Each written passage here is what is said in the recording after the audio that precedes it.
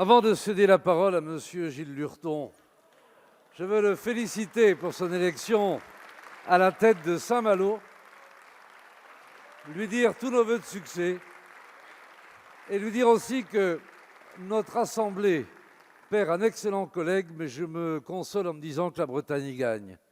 Vous avez la parole, chers collègues. Merci, Monsieur le Président.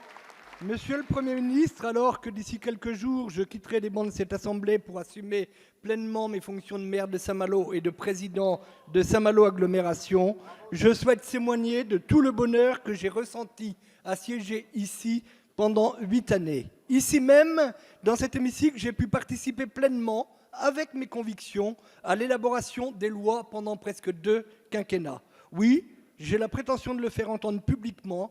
Le travail accompli au cours de ces mandats avec l'ensemble de mes collègues de la Commission des affaires sociales, mais également l'ensemble des groupes composant cet hémicycle, a contribué à faire évoluer les lois et à répondre au mieux à ce que je crois bon pour le peuple français. Je l'ai fait pour les anciens combattants d'Algérie. Je l'ai fait aussi pour les familles de notre pays et tant d'autres sujets. Oui, je suis fier ici de représenter le peuple français et de traduire ce qu'il attend dans la loi. Je souhaite que le rôle démocratique de notre Assemblée parlementaire puisse continuer d'être respecté par le gouvernement dans l'indépendance du pouvoir législatif. Cette dernière question est l'occasion de soulever une erreur constitutionnelle que je considère comme majeure, celle de la suppression du mandat de député-maire, alors même que ces 2 mandats avaient tout pour que la légitimité du peuple français puisse être reconnue dans l'élaboration de la loi. Comment comprendre que l'on puisse cumuler un mandat de ministre avec un mandat de maire et qu'un parlementaire ne le pourrait pas? Monsieur le Premier ministre, vous nous avez dit vouloir être le Premier ministre des territoires. Je formule le vœu que vous n'oubliez pas les territoires de notre pays et leur très grande diversité. Je viens d'un territoire situé entre le Mont-Saint-Michel et Saint-Briac-sur-Mer, en passant par Cancale, Dinard et Saint-Malo. Un territoire de marins, un territoire dans lequel, plus que jamais, l'économie maritime ont besoin de tout le soutien du gouvernement. La création d'un ministère de la mer après 30 années d'absence constitue un encouragement fort. Comment demain comptez-vous concilier votre politique avec la diversité des besoins des territoires de notre pays? Merci, chers collègues.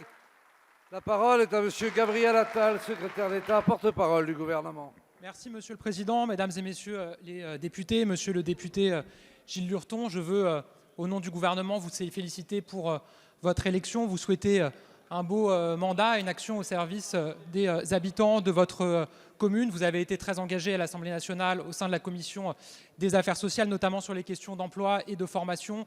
Et chacun ici se souviendra de vos interventions en ce sens. Finalement, votre intervention est à la fois très large et revêt assez peu de questionnements. Mais vous parlez à la fin de la prise en compte de la diversité de nos territoires. Et je crois que dans le mandat de ce gouvernement, le mandat qui a été confié par le président de la République, qui a été détaillé par le Premier ministre dans sa déclaration de politique générale, il est extrêmement clair que nous nous attacherons dans l'ensemble de notre action, du premier au dernier jour et du matin au soir, à tenir compte de cette diversité de nos territoires, dans une logique évidemment de différenciation, mais aussi d'innovation, de créativité de chacun de nos territoires, de mise en valeur des atouts du territoire français et des territoires français. Et vous avez évoqué un enjeu très important, qui est celui de l'économie maritime, de la croissance bleue. Ce gouvernement a recréé un ministère plein et entier de la mer. C'est un progrès pour les territoires comme celui que vous représentez. Ce sont des opportunités et des perspectives en termes de croissance, en termes de biodiversité extrêmement fortes pour notre pays. Le président avait eu l'occasion d'exprimer une ambition maritime pour la France dans un discours très important à la fin de l'année 2019. Nous allons poursuivre sur cette voie avec Annick Girardin et je suis sûr que s'agissant du beau territoire que vous représentez, nous verrons très vite les effets de cette politique. Je vous remercie. Merci, Monsieur le Ministre. La parole est à Madame Annaïg Le Meur.